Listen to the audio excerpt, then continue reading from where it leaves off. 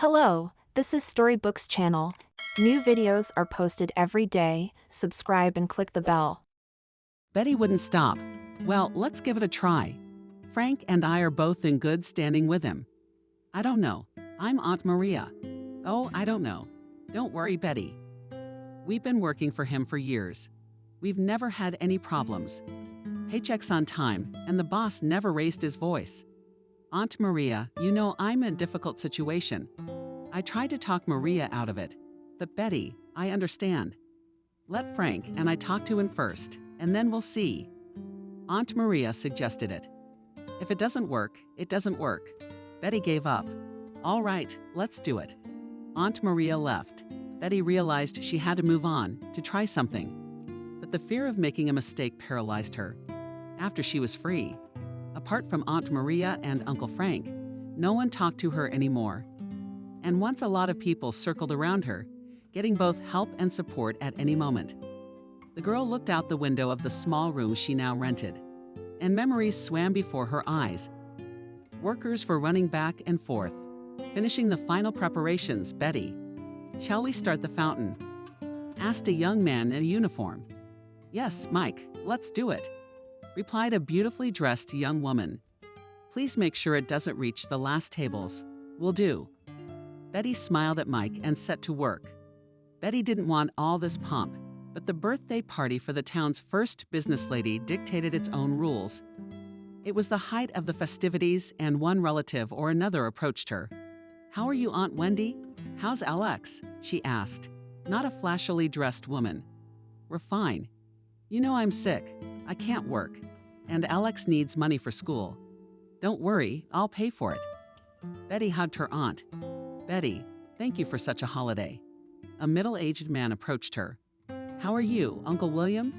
She asked. Where's Aunt Nancy? Oh, we're taking it easy. Aunt Nancy is home. She's not feeling well. I'll stop by the other day. I'll see what I can do. There were a lot of relatives, and almost everyone came up with their own problems. Finally, Betty sat down tiredly in a chair. Betty, she heard. Take care of yourself. You can't help everyone. You don't have to help everyone. Aunt Maria was a distant relative, but she was a good judge of character. Aunt Maria was the only one of us who made it to the top. I'm the only one. That's why we have to help everyone. We understand, but you have to be careful. Aunt Maria's husband joined the conversation. Uncle Frank, there's Wendy. Maria just bought her son a new one, and you're going to pay his tuition. Betty realized that many of them were just taking advantage of her, but she didn't know what the right thing to do was. A knock on the door brought her back to reality. Miranda, come in. Betty, I'm sorry, but I can't wait any longer. Stepping into the small one and the baby, she said, I am expecting the rent next week. Betty realized that Aunt Maria and Uncle Frank would help her, but they would have to pay her back at some point. As it turned out, the factory where she'd gotten the job had delays and people didn't get paid for months at a time. Maybe Aunt Maria's right. I'll give it a try, God willing. It was late in the evening when Maria knocked on the door. Come in. There was a man's pleasant voice. An old woman and her husband came in. Sam, hello. Maria began. We'd like to talk to you. Yes, of course. Go ahead. You're in need of a housekeeper right now. Have you found anyone yet? No. Sadly, the owner sighed. It's not easy to find a reliable person. We have a very good woman in mind, said Frank. Let's have a look, said the owner. We've known her since childhood. She can work. Calm, malleable, added Maria. You have been working for me for so many years. I have full confidence in you and your choice, replied the man. Please ask her to come tomorrow. Yeah, sure, I just stammered. Frank, you realize she's been set up. She sat up, finally said Maria. Sam was silent. I don't even know, he replied. She really is a very nice woman. Help, please. Maria couldn't help herself, and tears ran down her cheeks. She helped so many people. I couldn't see through one scoundrel. All right, let's see tomorrow and then decide. Hard, sighed Sam. The next day the meeting took place. Betty twiddled her fingers nervously. So you're working at the factory now? Sam said, Why do you want to leave? I have a big house, lots of work. It won't be easy either. They don't pay good money there, she answered briefly. And before that, where did you work? He continued. I worked as a seamstress in a penal colony, she replied dryly. And what were you in jail for? Criminal responsibility in the construction of apartment buildings. You worked for a construction company, Sam shared. No, I was its owner. Betty replied calmly. The landlord was astonished. He stood silent, not knowing what to say. I was charged with grand embezzlement of public funds and default, she added. So you worked with government contracts then? Sam asked with interest. Yes, our company was a general contractor. You built here or around the edge, mainly here in the city, the Saturn Residential Complex, the Zvezda Shopping Center. Sam was amazed. In fact, he even slightly doubted the veracity of her words. But could such a thing be made up? It was in his head. Out loud, he said, I'm sorry, I'm a little shocked. I need to think about it, he said, embarrassed. Okay, I understand. I'm sorry, what took up your time? In vain did I come, Betty thought, walking down the street. What could I tell him that by working hard, working for many years, overcoming intense competition and disregard for me as a woman, I had finally established my construction company. That I labored day and night for the benefit of others. To tell him that when I woke up in the morning, I dreamed of only one thing, that there was a man next to me who would love me, dreamed of children and family, that I just wanted to be a woman. And that desire blinded me to what I couldn't see. Her thoughts stopped, and tears sprang from her eyes.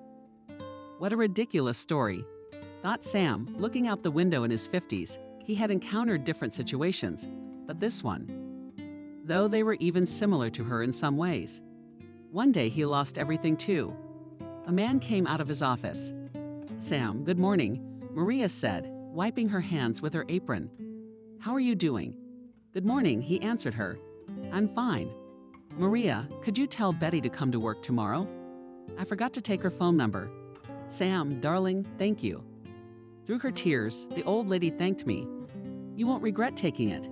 Betty, honey. Aunt Maria's voice rang through the phone. Come to work tomorrow. Sam got you. Betty sat silent, unable to believe her words. Aunt Maria, thank you. Quietly she answered. They talked some more, but Betty wanted to be alone. She felt that big changes were coming in her life, and she wanted to prepare for them by writing a letter of resignation at the factory. She returned home. Something inside her trembled and excitement swept over her. I'll do my best. I know how to work, she told herself. Maybe the master will like it and keep me. She ate supper and went to bed. Things were different 4 months ago, she thought. Then it seemed to me that there would be no end to it. The past came flooding back, and Betty saw herself standing outside a large gate. It was as if her life had been cut short. Everything was left behind those high walls. How hard it had been for her in the first few days. She even thought she couldn't stand it. In fact, she even wished she hadn't woken up the next day. But early in the morning, she would open her eyes again. The tractor was pounding Maria in the workshop. At first, the sound annoyed her, but then she even grew to love it. While working, Betty immersed herself and forgot for a while. What happened? She had no friends. She didn't really want to have any. 6 months later, she was overcome with longing, and Betty stood against the wall, sobbing. It was a day off. They took them out for a walk in the yard. Don't cry, little village, she heard a voice say. Betty shuddered and saw an elderly woman. She knew her, but they were not intimately acquainted. No one knows what will happen next. Maybe you'll wear your cross, and then happiness will find you, the stranger continued. If it was my cross, she said through her tears. I've been set up, many of us through no fault of our own. Don't think you're the only one. Betty fell silent. Never before had the thought even crossed her mind that this could have happened to more than just her. She walked over to the stranger. Molly, if you want to, Molly. The older woman held out her hand. Betty. She introduced herself and shook her hand. From that day on, they became friends. Molly, why are you here? Betty asked her one day. I'm here too, she said with a deep sigh. I had a rough childhood. My mother drank. And when I met Nicholas, I thought that if I married him, I would leave my parents' house and so it happened. The first years we lived, we worked well, except that I couldn't give birth to a child. As time went on, Nick started, drinking a little at first, and then more and more. I thought we'd endure it, and everything would get better. So it went on year after year, but my husband never did. One day, when I was already over 40, I found out that I was pregnant and my happiness was not the limit. And Nick stopped drinking. But it didn't last long. As time went on, and he started raising his hand against me. I wanted to leave him, but I decided to let Alex grow up, then we'll leave. But the beatings were getting worse. My son started to stand up for me, but I was afraid that they would fight. He and his father. And then there's trouble. One day, when Alex was 17, Nick drunk came in, and such anger in his eyes. Nancy shouted, "Why did you go to Ethan today?" "What Ethan?" I answered, "Yes, to my neighbors. They told me that as soon as Helen went to work, you threw him out over the fence." "Come on, Nick, I worked at the bakery all day today. Ask somebody. Don't lie. He hit me." He kept hitting me harder and harder. I thought I was gonna pass out from the pain. "Don't touch your mother." I heard Alexa's voice. A fight broke out. I tried to come to my senses, but suddenly I heard a scream and something fell. When I got up, I saw Nick lying on the floor in his stomach. I noticed the knife. No, I screamed. Alex was standing by the table. He was shaken and trembling. "What's going to happen now?" he whispered. I was afraid he was going to go crazy, and I said, "Son, it's okay. It's not you, it's me." I took hold of the knife handle with both hands to leave my marks. The judges took into account that my husband was drunk and I was defending myself. They gave me 3 years in a penal colony. That's how I ended up here. "And your son?" Betty asked, confused. "My son for what? He never even came once." Then I was told that he sold everything we had and went to the city. That story shook Betty up pretty bad. And from that moment on, she began to see things differently. Betty shuddered. It was about midnight. "It's too late to go to bed," she told herself. "Tomorrow is my first day of work. I need a good night's sleep." Betty worked tirelessly. She worked all day long. She followed all Sam's instructions, and he nodded his head approvingly. "All right, thank you. Now let's go this way," he said, pointing to another room with his hand. Betty realized that a lot depended on today, and she had to remember all his instructions. "So, how are you?" asked her Sam. "At the end of the day, I'm good." She smiled happily. "Then I expect you tomorrow for a permanent job. You will be paid twice a month, but for today as a trial day. I will give you the money now." The landlord held out the money to her. Betty's hands trembled. She couldn't have thought of it. That for today, the host would pay her something wrong. Sam wondered. "No, it's fine. I just didn't think I could get paid for working today." "But you've been working, Betty." "Why does it have to be free?" "Sorry, I'm used to it." She was embarrassed. Betty had been working at Sam's house for almost 2 months now. Even though the house was big, she enjoyed working there, the owner, and really turned out to be a remarkably nice person. Never followed orders or insulted. He wasn't home very often either. Usually when Betty came to work, he was gone. And when her workday was over, he hadn't arrived yet. It was evening and Betty was packing. Sam paid well and she was able to rent a better place. She watched the old babysitter. The place was still okay in the winter. The old stove gave heat, but in the spring, the landlady had turned it off, and it felt constantly cold during the race. And the heavy rains seeped through the roof and floors. And it was very damp. Betty suddenly remembered when Molly was relieved it was a cloudy October day. Molly gathered her few belongings and walked over to her. "Betty, I'm going to miss you," she hugged her. "Molly, I got teary-eyed too." "Betty." Molly looked into her eyes for a long time and said, "The day will come and you will leave here. A little time will pass and everything will change in your eyes. I see love and family and Betty." Molly was amazed. "I'd at least live to see the end of the term." Sadly, she replied. "All in good time, Betty." From that day on, Betty was alone. Molly wrote her letters, of course, but she was never able to get close to anyone else. The season of spring thunderstorms and rainstorms was in full swing. It rained nonstop. One day, the gardener came running into the house, and Trevor said to Betty, "Do you know if Sam is in?" "I think so," she replied. "We had a corner of the foundation cracked from the rain." Such a crack has formed there, he showed his hand excitedly. He quickly went up to the second floor and hid in the master's office. A few minutes later, they both ran downstairs. "Betty, we're having trouble with the foundation there. Would you mind helping us out? Please. While we're looking, could you hold an umbrella over us?" "Yeah, sure." 5 minutes later, all three of us ran out into the yard. Betty held the umbrella while the men looked at the gap. Before lunchtime, pronounced Sam, "What are we going to do now?" Something rose up inside Betty, and she couldn't contain herself. "Sam, a plan." "We need a plan," the girl said loudly. The landlord looked at the girl, perplexed. "Please show me the plan of the house. I need to see the soil under the foundation." "You can't tell anything this way." They ran into the house and found the documents. "That makes sense." Betty furrowed his brow. Did the builders do a shoddy job of preparing the foundation? Or the cushion was too thin? "We'll have to dig under that corner and fill it up. Otherwise, it will go back and forth until that corner cracks the whole wall." Sam stood there in amazement. "Yeah, she's a real professional. Now we have to plug the crack and put the sheeting underneath so that as little water as possible seeps down. When it stops raining, we'll solve the problem." Betty finished. From that day on, Sam looked at her differently. "He's not a bad man." Looking in the mirror, Betty said to herself, but immediately added only why I was his Aunt Maria told him he had a young wife. That evening, Betty did not yet know that she would have to meet her very soon. It was Friday, and the big hand on the clock was showing lunchtime. Betty, having finished her chores, went into the kitchen. "Hello, darling." She heard the familiar voice of Aunt Maria. "I'll put the tea on." A few minutes later, the whole kitchen was filled with a pleasant aroma. "I see you like it here."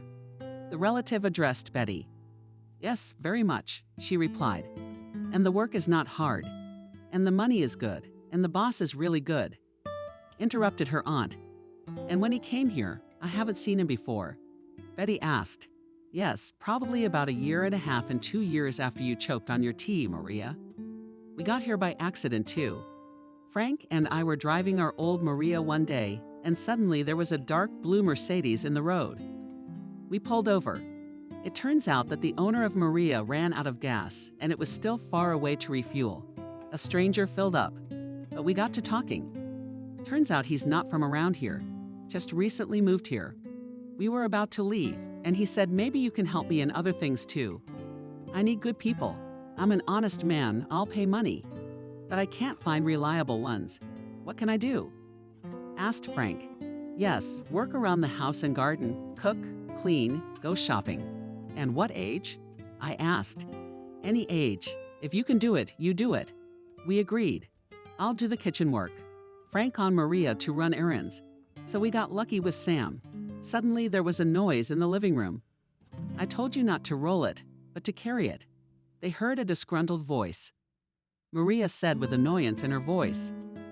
"Now she's going to get on everyone's nerves." "Who is it?" Betty asked in surprise. Aunt Maria scolded in vain and added Sam's wife. They were back in the kitchen, drinking tea. The workday was coming to an end when Betty suddenly heard, "Hey, you come here." "You to me?" she asked in surprise. "Who else? Is there anyone else here besides you?" The owner's wife was indignant. "Clean it up. I spilled juice on the carpet." Betty brought the vacuum cleaner. "Hello, darling." I heard the girl. "How did I miss you? It's been so long since I've been home." "Hello, Jenna." There was a familiar voice. Betty turned on the vacuum cleaner. She didn't want to hear this conversation. She finished her work and went home. Betty tried not to draw attention to herself so she wouldn't have to talk to the owner's wife, but it was as if she was hitting on her on purpose. "Didn't you notice the dust on the coffee table?" Running her finger across the table, she said. "You didn't clean the living room floors well. What are those streaks?" Stomped the landlady's feet. Vera wasn't particularly bothered by this. Jenna switched to insults. "You have a disgruntled face all the time. You're not happy out here. Or where you've been for the last 7 years. It's not a good place to behave." "Jenna, stop it." Betty heard Sam's voice. quickly apologize. Are you going to trade me for some servant? She snapped at him. There you go. I'm sorry, Sam said. He took his wife by the hand and they disappeared into her room. Betty sat down tiredly on the couch. She was in pain, but she realized that people like Jenna would never appreciate anyone. She remembered how after throwing everything away, her husband had kicked her out, and Betty had been forced to find a place to sleep for the night. Aunt Wendy, this is Betty in a trembling voice, she said. Please let me stay with you until the case is over. He threw me out. Oh, Betty, I'd love to, but I can't. Alex brought his fiancé to our place, and we barely fit everything in here with just the three of us. She lied. None of her relatives helped her or Aunt Maria, and Uncle Frank took her in. Betty brought her back to her master's voice. I'm very ashamed of my wife. I apologize to you. It's all right, Sam. After all, you can't be held responsible for her actions. She said tiredly, Yes, you're right. But for years now, I've had to answer for something I didn't do. He said doomedly. From that day on, Jenna did everything she could to annoy Betty. She didn't just want to hurt her, she wanted her husband to kick her out. Sam understood. He tolerated his wife's antics for a long time, but one day he told Betty, Please come to me at the end of the day. The girl was very upset. She thought that the owner wanted to fire her Aunt Maria. She burst into tears. He probably wants to kick me out. Oh, Betty, her aunt soothed her. Maybe it'll be all right. Don't worry about it too soon. Betty knocked hesitantly on the door. Come in. She heard Sam's voice. You wanted to see me? She said quietly. Yes, Betty, come in. You've been working for us for a few months now. And I've grown very fond of you, saying you're a good woman. Maria didn't deceive me, but he was quiet for a while. Confidently, his heart began to race. But I won't be able to protect you from my wife. She will continue to attack you. I know her too well. Do you want me to leave? No, but I don't know what to do. I'm hurt by what Jen is doing. Maybe you could get a job where no one would insult you. Betty was silent. Sam walked over to the window. Good people always make the same mistake. They think of others first and only then of themselves. My father was a co-owner of a large company. The business was doing well, and it was obvious that profits would only increase in the future. His part-time companion had a daughter. They projected her to my little brother. But it didn't work out. He turned out to be a hustler and incapable of doing business. It happened that my father's friend had an accident, and before he died, he took his word that Jenna would become my wife. I was adamantly against it. But when my father got sick, I couldn't refuse him. Shortly before he died, we got married. I've made 2 big mistakes in my life, and this was one of them. Sam is quiet. Don't worry, I'll leave quietly, said the girl and headed for the door. Betty, I don't want to lose you. Suddenly he said, You're dear to me. They were both silent. You know, it's not the worst thing that happened in my life. Finally, she said, Let's leave it as it is. We have to be wiser. It was summer. Betty was happily getting ready for work. During their conversation with Sam, she felt a warmth coming from him. Maybe he feels the same way I was spinning around in her head. She had already realized that she and Jean had no family life, and it had been a dead end from the start. No, she wasn't going to break up their family. It was enough for her to feel that he was there for her. It was indeed a nice day. A bright blue sky hung overhead. Birds were cheerfully greeting the morning. Betty changed her clothes, greeted her relatives and the workers, and started upstairs. She stepped quietly on the steps without looking up. What if she stumbled? She was trying to keep her balance when her gaze slid down the wall. Betty stunned. On the wall hung a portrait with a face that looked awfully familiar to her. Betty heard it from somewhere far away. You're all right. Is your face that pale? I am, she said uncertainly. She nodded her head toward the portrait and asked, Who is that? My brother. Without much interest, Sam answered. We're brothers on his father's side, and we have different mothers. Where is he? In a frightened voice, she asked. Thank God, he doesn't live here and never will. It was enough for me once, but it was my father's whim. He wanted me to devote my whole life to that scoundrel. He couldn't change my mind about that. Then he and I agreed that once a year, on my father's birthday, I would put up his portrait. He kept hoping we'd get it right someday. Betty went downstairs and entered the room where she usually changed clothes. Her whole body was shivering. She sat down on the couch to calm down a bit. Memories and long-forgotten images started floating in front of her eyes. "Can I help you?" Betty heard an unfamiliar voice. A young man approached her. "Thank you, I'll be fine," she replied, pulling out bag after bag from Maria. "Excuse me, but my manhood does not allow me to stand silently," said the stranger and took the packages in his hands, showing where we will deliver them. Everything happened so quickly that Betty did not even have time to object. And that happens a lot with your manhood. As she entered the elevator, Anya joked, "I'm probably going to disappoint you, but no." They stepped out of the elevator and walked down the hallway. "Do you live here?" he asked. "You could say that." "I work here," Betty replied. "Well, here we are. Thank you for your help. I'm sorry, I can't take you out for coffee. It's a busy day. So you're the chief here, huh?" He read the sign that said Director of Atlantis. "That's right," she said with a smile. "Goodbye." "Until we meet again," he replied unequivocally. Betty unfolded the posters and went to work. It was about 9 o'clock when she left the office. "I really thought you were living at work, didn't I?" She heard behind her back. "It happens." The girl turned around. "I see you're not much in front of yourself, but you think so, don't you?" Their romance developed very rapidly, and soon Betty realized that she had fallen in love the way one falls in love only once in a lifetime. "Betty, how so?" "I've been looking for you for a long time," Andrew said, looking through her hair. "Finally, I have met the woman I love and who loves me." Betty was indeed happy. They had been living together for a few months now, and her joy was unending. They planned the wedding for next summer so they would have time to prepare for it. But one day, Andrew came home late at night. He was distraught. What had happened to his beloved? Betty asked him. "My brother set me up. I lost my share of the business." Holding his head with his hands depressed, Andrew's son said, "But you're not alone, I'm with you. I have a job. Everything will be all right." He jumped up quickly. "Do you think I'm going to sit on your neck? You don't know me very well, Betty. I'm not saying you should live off me. But if things don't work out, we can run the firm together." "I can't do that. I'm a man. I have to do things on my own." "All right, well, let's just try it. I'll tell you what you need to do. Since you've had your own business, it'll be easy for you." After much hesitation, Andrew agreed.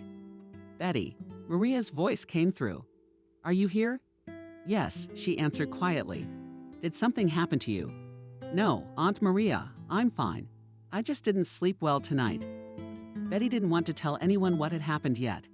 The working day was hard and endless. Finally, it came to an end and Betty went into the kitchen. "Hey, what's that portrait on the wall on the second floor?" Trying not to give away her interest, she asked. "Yeah, that's Sam's brother. He puts it up every year on this day and then takes it down," answered Maria. "Is he dead?" asked Betty. No. It's just that they haven't been in touch for years. He does it at his father's request." "Have you seen him? You mean his brother?" "No, Sam doesn't like to talk about him." "Do you know who lives in my house now?" Betty asked me out of the blue. "I've been meaning to go and see it, but I haven't decided yet." "I don't know, Betty.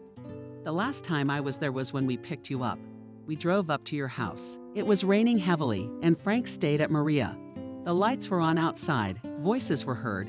A man and a woman were talking. "Don't you realize that this will come back to you?" She said. "Don't tell me how to live my life." He cursed. "For what? What did I do to you?" "A woman gave birth.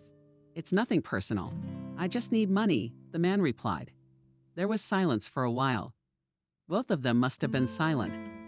Then the woman said, "The day will come and I'll come back." "What then?" "When you come back, you'll be nothing. You won't be able to do anything." The man laughed. "The gate opened and I saw you. I was the only witness that this man really existed. After all, you told everyone that we did. Apparently, you're a lover only at the wedding. Almost all of our Betty relatives still think he didn't exist. And what did you really steal?" Maria stopped talking and lowered her head. "So no one believed me then?" Betty asked confusedly. "Now I understand why no one supported me. Betty walked home lost. The old pain was so strong that something had to be done about it. Tomorrow I'll go there, she said resolutely to herself. Yes, it will be hard for me, but I need to do it. I want to unwind the tangle of my past and let it go for good. It was a day off and Betty got off at the bus stop. This neighborhood was considered the local ruble, and only the very wealthy could afford to live here and eat heart after heart of trepidation. She walked up to a familiar house, much to her delight. A janitor was sweeping the street. Hello, she greeted the elderly man. Can you tell me who lives here now? I worked in this house for many years. I'd like to meet the old owners. I've had 3 different owners in my memory. The owner of the brewery lives here now, answered the janitor. Or maybe you know Andrew. He lived here about 7 years ago, Betty asked excitedly. No, I don't know him. But it wasn't going to happen here for the next 6 years. Betty was on her way home. Her thoughts tried to find something to hold on to. He probably sold the house right away. It was even possible that when we'd been living together the last few weeks, he'd already had an agreement with someone. The biggest problem then was that he took away not only all the money in her accounts, but he also took all her possessions. If that wasn't the case, Betty would have been able to pay off most of the money that was pinned on her in the criminal case, and at least get probation. On the other hand, it was unreasonable to count on that. He had to get rid of me to cover his tracks. Otherwise, I could have done something. Like Robert's lawyer said at the time, Betty, the problem isn't that he set you up and you're being prosecuted. That could have been handled. It's that you can't pay the amount the court ordered you to pay. Betty spent the rest of the weekend wondering how she could find out who Andrew really was. Monday came and brought with it a new problem. There was a commotion in the house. All the workers had gathered in the living room. Betty had gone down there as well. But what are you going to tell me now? That's a very expensive necklace. And the last time it was on my desk. Now it's not there. Jenna screamed. What's going on here? Entering the living room, Sam asked, Did someone steal my new necklace? It's not in my room. His wife wouldn't let it go. Are you sure? Asked her husband. Maybe you put it somewhere yourself. I've already called the police. They'll be here soon. Okay, nothing like that ever happened in this house before you came here. But as soon as you crossed the threshold, all this mess started. Sam replied angrily, So you want to blame me? The wife shouted at the top of her voice. The police looked all over the house, but they never found the necklace. Do you have any suspects in mind who might have taken it? A police officer asked. Yes, we do. We have one sitting here. I'm pretty sure it's a sure thing. She immediately answered the owner's wife, Jenna. Betty has nothing to do with it. I trust this man more than you. Jenna under the ink and from anger, and began in Ticino screaming. After an hour, the police left. As it turned out, that necklace never existed. Sam approached the workers, who were still standing in the living room. Friends, he addressed them. The incident is over. Please go about your business. Suddenly, everyone heard a noise. Jenna was carrying her suitcase down the stairs. Are you going to regret this? She said angrily to her husband. As they left the house, everyone went back to work and quickly forgot about what had happened.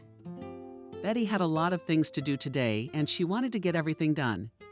The workday was already over, but she was still cleaning. Betty, you didn't leave. She heard Sam's voice. Yes, I have a little bit left, she answered. Thank you so much for supporting me today. Sam sat down tiredly on the couch. It was all coming to this. She couldn't think of anything new to say. I wish I could go back. The man sighed. Unfortunately, we can't go back. We have to solve all the problems here and now, the girl replied. You have no idea how many times I wanted a divorce without realizing it. My father drove me into a trap. Betty walked over and sat down next to her. They were silent together for a while. My mother was the youngest in the family, and as was the custom, she was considered badly. She really wasn't noted for her beauty, but she had a big heart. Her older sisters and brothers made fun of her. And when my mom got pregnant, they started to openly insult me. Who was my father? I don't know, but my mom gave me everything she could. When I was still a teenager, I decided that I would definitely succeed. Unfortunately, my mother did not live to see that day. She died when I was 25, and I was already independent, and working on setting up my own firm. Having graduated in construction, I had a pretty good grasp of the subject. At first, my guys and I did repairs, and then we started building private houses. We were good at it. We worked honestly, and very quickly the pace began to increase. The connections appeared, and we were offered to work on government contracts. First a kindergarten, then a hotel, a shopping center, multi-story buildings. We became the first construction organization in the region, and we managed to maintain our high standard. Betty told her story. She was quiet for a moment and added, yes, our parents had a great influence on us, but it was always up to us. Sam looked into her eyes. I understand what you're trying to say, he began. I've spent my whole life trying to prove that I can do something on my own. I can't say my father treated me badly, but he was always more attracted to my little brother than to me. At the time, I thought that if I could just prove that I could do serious business, my father would love me. But I was wrong. I worked tirelessly, toiling night after night to keep our business going. But I was never worthy in his eyes. As soon as my younger brother turned 18, there was trouble. My father made us co-owners of his business and gave us each a share. But very quickly, Andrew spent everything and gave away his share for debts. Each time he found more and more reasons to beg for money. Father always indulged this. One day we got a call that my brother had been kidnapped for his life, demanding a lot of money. My father went to the hospital from shock. He begged me to fulfill all the conditions and help my brother. The doctor said his heart might not be able to take it. I didn't know what to do. Then we had to give everything away. Took a few weeks and the business was sold. All the paperwork was signed. All we had left was the country house and some money in my father's accounts. We were able to buy the brother out, but Sam was silent. His eyes were filled with pain without consolation. But as we found out later, the brother had organized the whole thing himself. He needed a lot of money at the time. That's how he played us. My father begged me not to report him to the police. I couldn't refuse him. From that day on, I banned him from our house. Father begged me to forgive Andrew and let him come to our house. But I remained adamant. I concentrated on earning something, because we had to make a living. That's when my father offered me a deal. As it turned out, he had quite a bit of money in his accounts. Maybe he had a lot more, and he was sending Andrew something. I don't know, but the money he offered me was enough to start a new business, and to run it for a few years. I didn't agree at first because my father wouldn't tell me what he wanted in return. But he swore Andrew had nothing to do with it. I hesitated and disagreed for a long time. But as luck would have it, my job wasn't working out and I was just living off my father. I agreed and started hitting the automotive service niche again. And it worked out. A few years went by and my father was already sick. One day he called me over and said, "Sam, I gave you everything I had. Now I'm asking you to help me." "Dad, but you never told me what I should do." I told him, "Don't let it be a commitment. This is my last request. Marry Jenna." I stood there not knowing what to say. It wasn't even that I didn't love her. It was that it was too high a price my father was asking. For the first time in my life, I was backed into a corner and I didn't know what to do. My father was getting worse and worse. And I finally said yes. The wedding preparations had begun. I was in a deep depression and did not participate in all this. I decided right away that I wasn't going to have a relationship with her. And as soon as my father dies, I will develop with her. Once my father said to me, "Sam, I know that after my death you will divorce all the elephant." I'm not afraid of that. I'm just afraid that the girl might be left on the street. So I drew up an agreement to be included in the prenup so she won't be left with nothing. Then I was willing to give her a lot of things just to have her out of my life. I agreed. I signed whatever contract he gave me. How many times in my life have I regretted not reading it? A few weeks later, my father died, and I started divorce proceedings. But as it turned out, in the divorce, all of my assets went to my wife. I was shocked, but the lawyer showed me the contract I had signed. As long as I'm married, I own everything. But if I divorce her on my own initiative, I'll be stripped of everything in an instant. I don't know if my father did this intentionally, or if he had confidence in me that I could give her everything and start from scratch. Since that time, I have consulted with the best lawyers. But nothing could be changed. Betty slowly wandered home. Today had put a lot of things into perspective. She felt sorry for both herself and Sam. So many wasted years. She thought about how they were only trapped because they weren't sure W. Sam was looking for proof of her worth from her father, and she wanted to find that worth in the eyes of the man she loved. Hence all the rash behavior. How could I have been so shallow? I'd only known Andrew for 4 months, and I'd given him the power of signature. How could I have done such a thing, she said to herself. Thoughts were running through her head, and she couldn't find an answer. It's all so confusing. But what I can't figure out is why Andrew needed all that money. Betty thought. He spent all his money and Sam's money. Then he met me. He took everything from me. And according to Sam, he's not one of the 10 richest men in the region. What did he do with that money? It's a very large sum of money.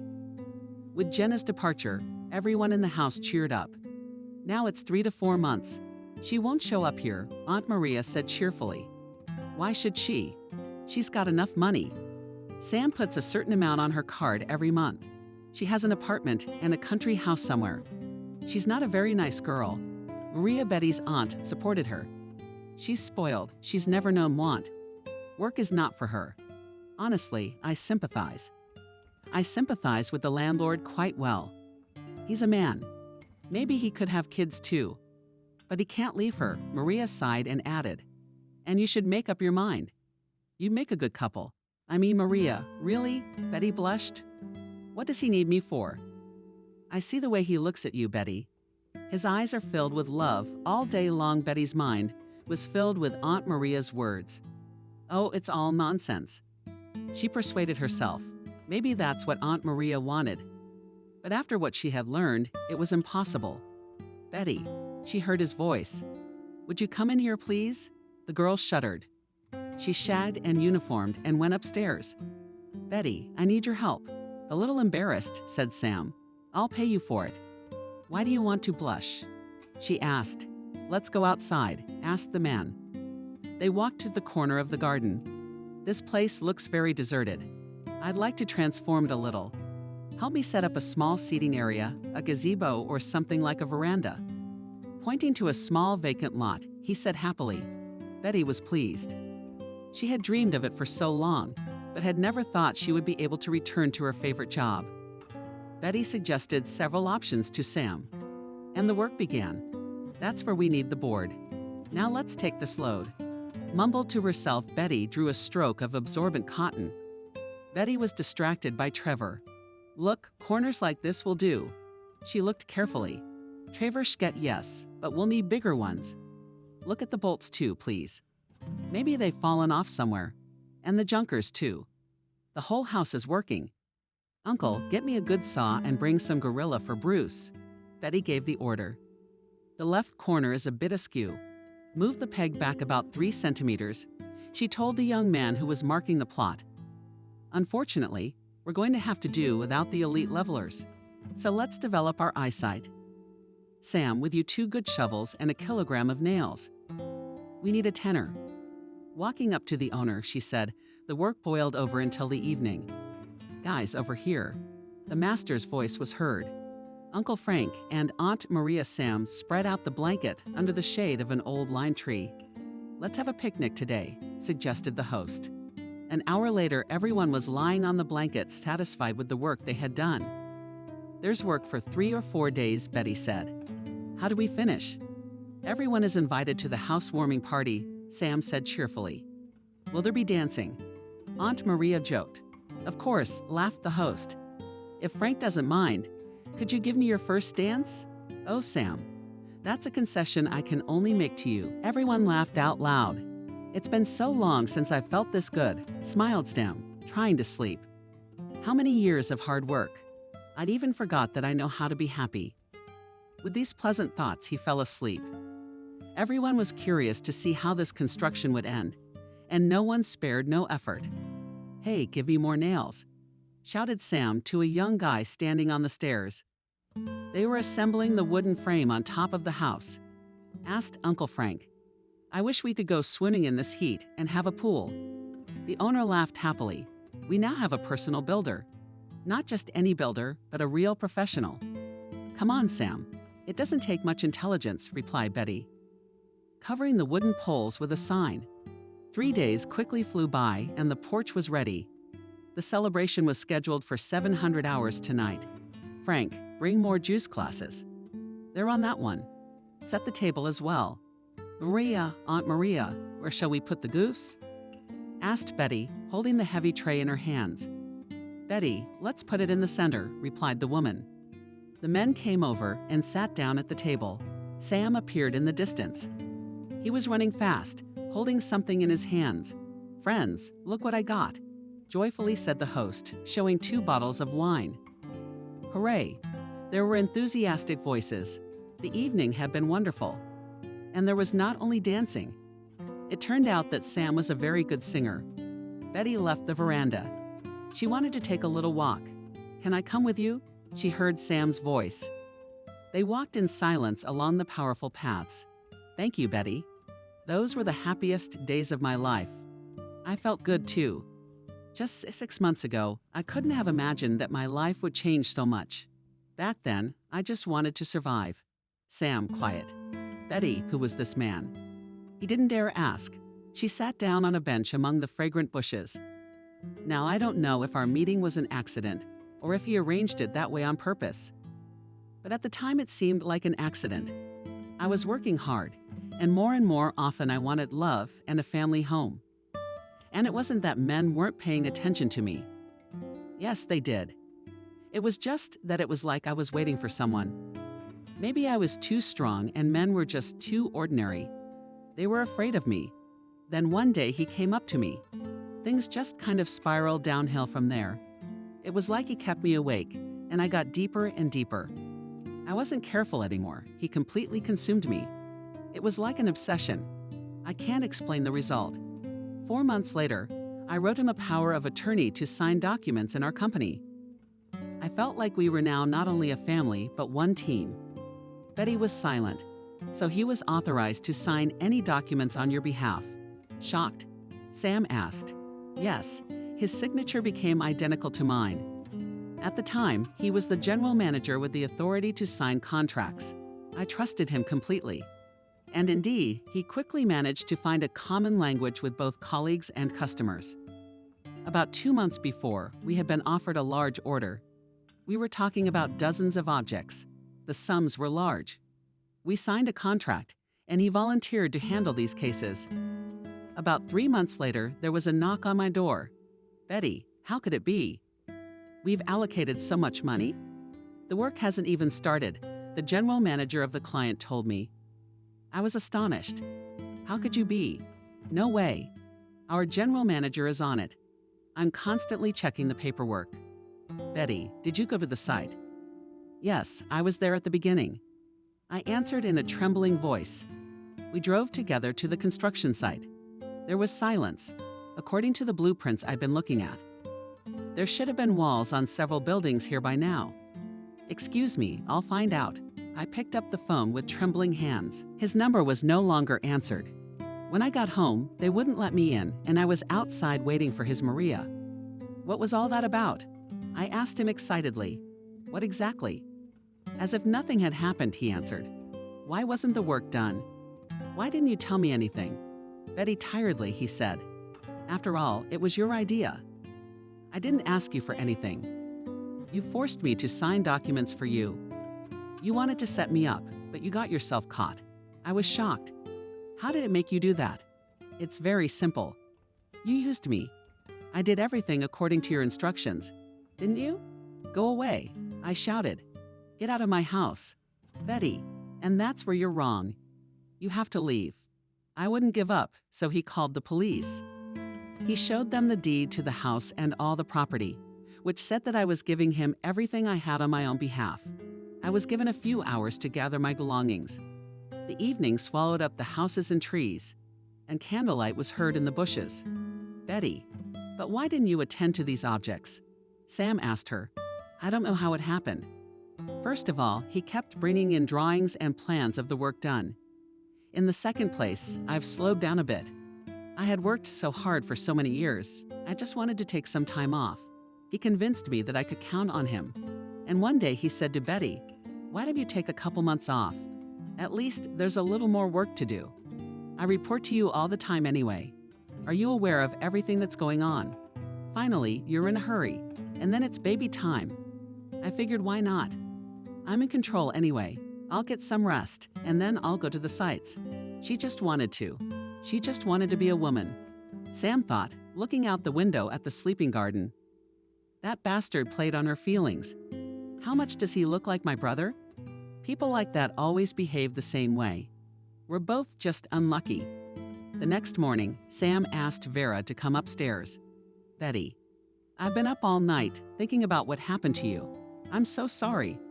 I think our stories are very similar," he said. We could have been friends to help each other. It was obvious that he was embarrassed, and words didn't come easily to him. Yes, you're right. Our destinies are similar in some ways. Perhaps that's why each of us realizes how difficult it is to go through all this, she sighed. And then she added, "I'm not against friendship. But what do you mean? I see Sam. She has deprived me of all the joys in life. I have a right to have at least one friend." "Well, then from now on you can consider that you have one?" The girl smiled. "Betty, we can switch to you." Embarrassed, asked the host.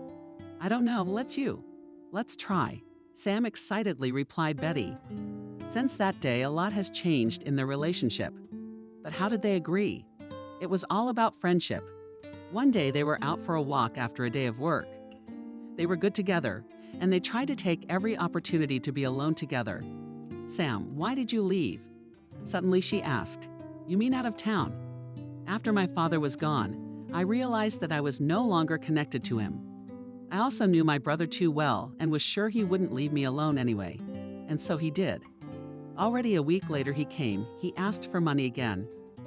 We had a fight with him, and I made the decision to leave there. Of course, I had a lot to lose. I was already doing well, but I didn't care.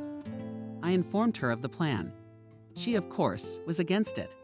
I offered to buy her an apartment so she could stay there. Honestly, I even dreamed about it. I really didn't want that person around me. She agreed at first, but when I moved out, she started coming here. Usually she would spend a month here at most and then disappear for a long time. Mostly she came when she ran out of money early and was trying to do something. "I'm sorry. Why here?" Betty asked. "My father was from here, so I knew the area a little bit. Besides, it was a good prospect for my business." It was about midnight. The man walked down the steps into the basement. A painfully familiar atmosphere, the smell of Cuban cigars. The receptionist at the entrance asked him in surprise. "I see nothing has changed here," he replied. "It's been a long time since you've been here." "I thought you had quit," the receptionist replied, smiling. "Just been busy." "I've been busy," the man said briefly and passed into the hall. Stalker noticed a few more familiar faces. He knew them. He also knew they had money. "I'm going to make it today," knocked around in his head. Finally, the wait was over and they were invited to a table.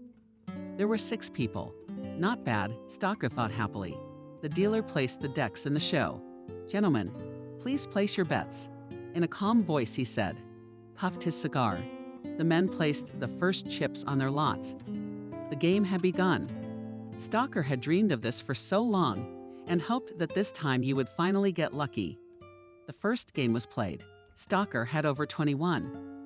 Nothing, he said to himself. The game had just begun. I'll definitely get lucky today. The players were quite wealthy, and they were playing hard, allowing themselves to make side bets. Stalker was careful.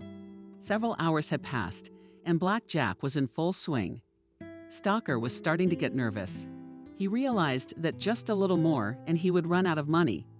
The more he gambled, the crazier his eyes became. Finally, he lost it all. "Stalker," he heard the voice of a familiar croupier. "That was your last bet." The guy looked at him with uncomprehending eyes. "No, I'll jump right up." He walked up to the receptionist. "I need to get to the villa." "Stalker, are you sure?" "Maybe you can stop," calmly said the administrator. "Take me to the villa," shouted the guy. They walked together through some corridors. When they reached the right place, the administrator disappeared behind a door. If only he would agree. Obsessively muttered Stalker. Come in, said to him the administrator, leaving the room. And Stalker, how old? How many winters? Said an expensively dressed older man. It's been a long time since you've been here. Come on in, Willie. I need money. Please, started begging the guy Stalker. You know the rules of signing a contract, don't you? Willie answered simply, but to me, it's got to be fair. Not like last time. What saved you then was that you were able to pay all the interest on the wait. I'll pay it all back, I promise. The old man put his cigar in his mouth and went for his papers. The interest has gone up now. With that in mind, Stalker signed some sort of contract, and Willie gave him a receipt for the money. Yeah, his eyes lit up. Now I'm going to make it. Stalker quickly returned to the hall and was provided with chips. It was about 8 o'clock. When the door opened, Jenna woke up abruptly. Andrew, where have you been? Did you play again? With horror, she asked. Let's not talk about that now. Tiredly, he took off his jacket. Andrew, you promised. You lost everything. We don't have anything anymore. Only this apartment and your brother's money, which is enough for food. Jenna sobbed. Okay, I'm sorry, but that's just the way it is. But you haven't played in years. Why? She pounded her fists on his chest. Okay, he yelled. Stop it. I feel bad myself. I don't know where I'm gonna get the money now. Andrew, do you realize what you've done? Tears were streaming down her cheeks. Okay, I held on for years, but I couldn't do it this time. Why hurt you like your brother? Why did I ever get involved with you? What does my brother have to do with this? He's never seen real life. Andrew replied arrogantly, like an ant, all the time at his job. So be it, but he never took anyone else's, Jenna insisted. So what? My father always loved me though, even when I came up with my kidnapping. He supported me. He knew about it. Jenna was surprised. No, not at first.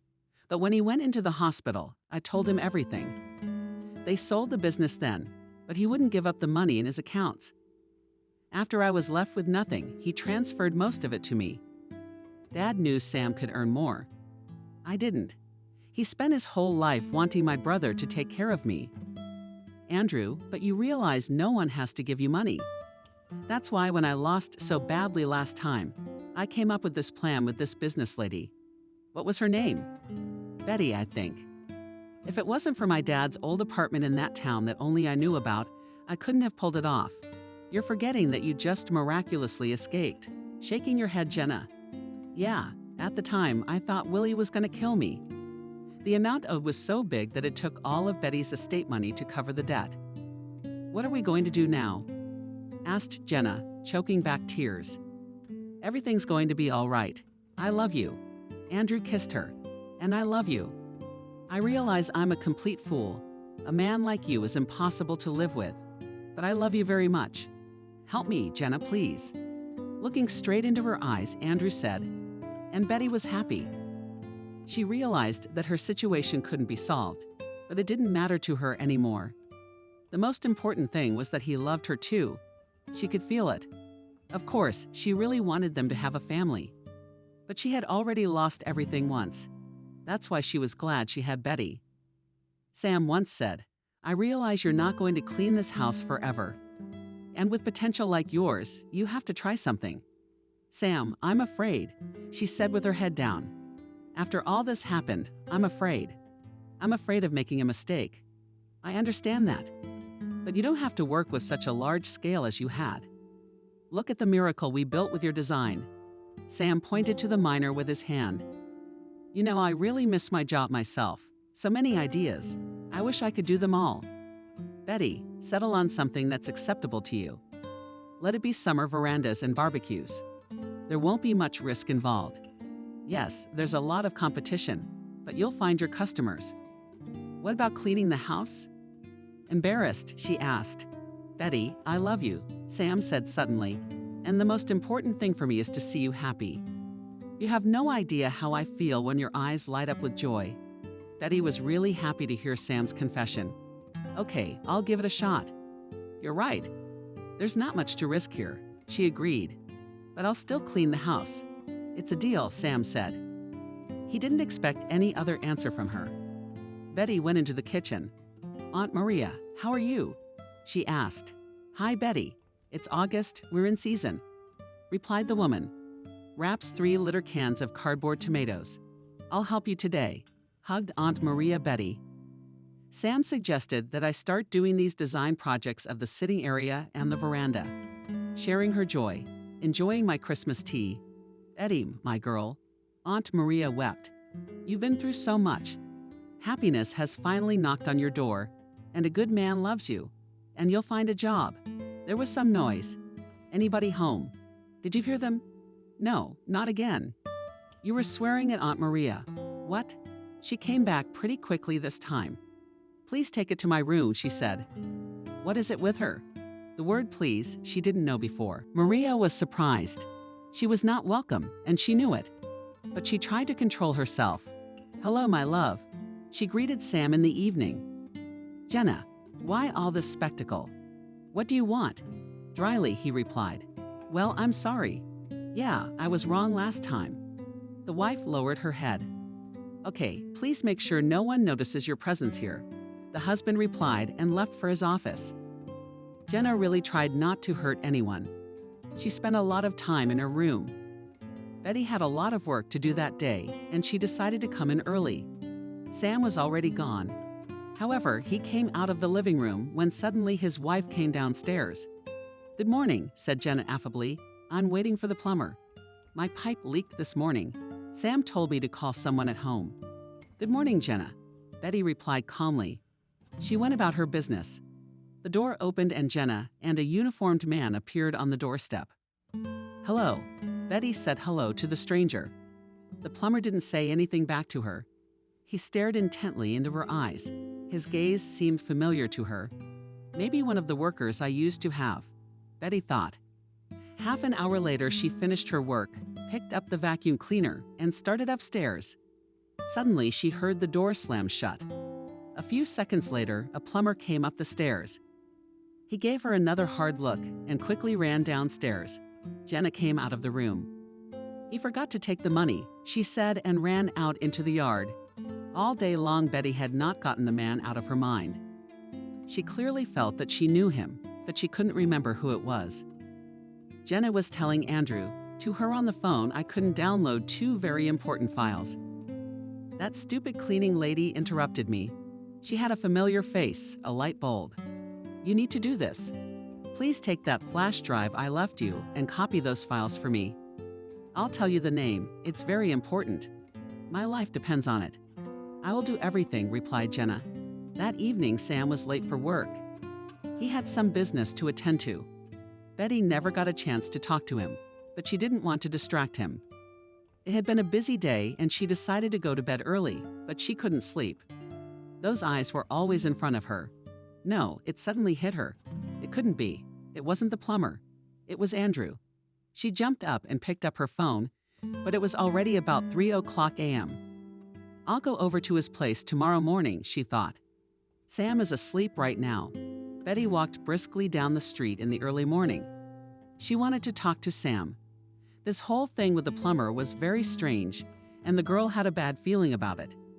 If it was Andrew, did Jenna know about it, or were they swirling thoughts in her head? She quickly ran into the house, but Sam was gone. Sam called him. "Anna, we need to talk." "Betty, hi." She heard the urgency. "Can you hold on? We're having a delivery problem. Some defective parts came in. Please call me as soon as we can." "Okay, you got it." Betty went to the kitchen. None of the workers were there yet. She sipped her tea and headed for her room. But a feeling pulled her upstairs. She went up the stairs. The door to Sam's office was open. Betty went there. She wanted to go in as out of the door. She ran out. "What are you doing here?" she asked. "I live here." She answered rudely. "This is my home. You must have forgotten that, haven't you?" She was angry. She looked at Faith and walked away quickly. Something's not right here, Betty thought to herself. It was early 8:00 and she started to clean up. The vacuum cleaner was humming in the living room, and she didn't hear Jenna come downstairs. Betty looked up and saw Sam's wife walking out the door. About 5 minutes later, Aunt Maria and Uncle Frank appeared on the doorstep. "What's wrong with her?" Aunt Maria asked. She was running with her suitcase as if someone was chasing her. As she ran past us, she even fell down. Von Frank helped her up. "Shush, Maria, I don't know. She's weird." "This morning I see her coming out of Sam's office," Betty said excitedly. It was about 11 o'clock when Sam called. "Sam, I'm begging you to come over. We had a strange plumber in the house yesterday. And today, I saw Lena coming out of your office in a trembling voice," Betty said. "I'll be right there," he answered briefly. Sam ran up. Betty saw the door open. "What happened?" he asked excitedly. "Some plumber came by yesterday. She said she had a leaky pipe and you told her to call him." "I didn't even see her yesterday." He was surprised when the man came. He looked at me intently. He had a mustache and beard, but his eyes seemed familiar. It took me a long time to remember where I had seen him, but then I realized. Sam was Andrew. "Your brother Andrew. But how do you know him?" "Sam is the man who set me up. That was him." They were both silent. "Betty, why didn't you tell me about this in the first place?" "I wanted to, but I was ashamed and I couldn't." Sam came over and hugged the girl. "The only thing I can't figure out is what Jenna has to do with all this," Betty said. "I'd like to know about that too.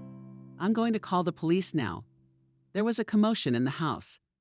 The cops were looking at something, writing, interviewing. Sam heard Frank Stepanovich's voice. "Excuse me, I found something here. Maybe you'll eat this?" He held out a small blue thing. "Stepanovich, it's a flash drive. Where did you get it?" "When Jenna was running away from home, she fell. I helped her up. She grabbed her suitcase and rushed to the gate. I stood there in silent amazement. Suddenly on the ground I saw it, but it was gone. I thought I'd show you later. I forgot." "You do realize you're going to go on the case as a contestant," said Sam. Looking into his wife's eyes, Jenna sobbed. "Jenna, why did you do that?" Screamed he. "I've been with him for a long time. Our relationship started long before you and I were married. I've loved him since I was a little girl. When my father was alive, he knew Andrew would be no use to me. But I stood my ground. Then he went against my will, and before he died, he took Uncle Lesh's word that I would be your wife. Jenna, I realize you never loved me. But how could you choose Andrew? I don't know, it's hard to explain.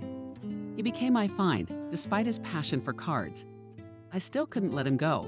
Oh God, hard," sighed Sam. "So that's where all the money was going."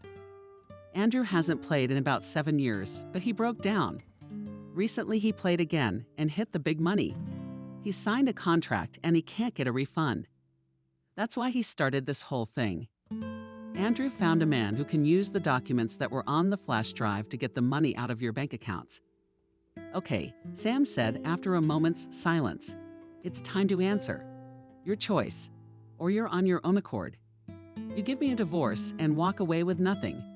Or you and Andrew go to jail together." Jenna looked fearfully at her husband. She didn't want to go to jail.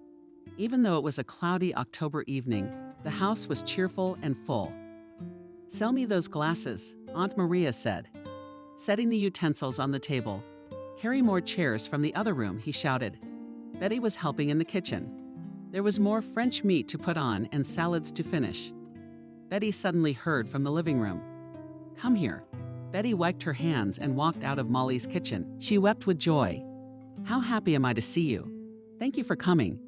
Betty led her friend into the kitchen so they could talk for a while. "It's so good to see you too," hugged her Molly. "I hope you're enjoying yourself." Handed her a large package. "What's this?" Opened the package and was immediately stunned. "Well, how do you know?" "I haven't even had a chance to tell you yet. It was time." Betty, in a motherly way, stroked her head. "Molly, it was about 6 o'clock and everyone was gathered." Sam and Betty had gathered the dearest of people. Betty stood at the mirror, adjusting her mauve dress. She was glowing all over. "Betty," someone shouted downstairs. Sam had arrived. Betty quickly ran downstairs. The evening was in full swing. Joyful shouts of laughter were heard. Here and there, "Maria," said he, "now let's dance." Everybody got up and twirled merrily to the sound of the old waltz. And then there was boogie woogie and modern dancing. Oh, where are my 20s? Out of breath, laughed Aunt Maria. The evening was indeed a success. Everyone wanted Sam and Betty to be happy at last. Thank you, sweetheart, Betty said. Going up to the second floor, everything was just fine. Betty, after all, we organized all this together. Not reaching their room, Sam kissed her. They entered the room and Betty turned on the light. What's that? Sam asked, surprised, looking at the bed. A little pink dress embroidered cap and string with bows. Carefully laid on the bedspread. Betty excitedly said to Sam, "Am I really going to be a daddy?" "Yes, it's true. Beloved, are you going to have a daughter?" Sam squeezed Betty tightly in his arms and tears of joy streamed down his cheeks.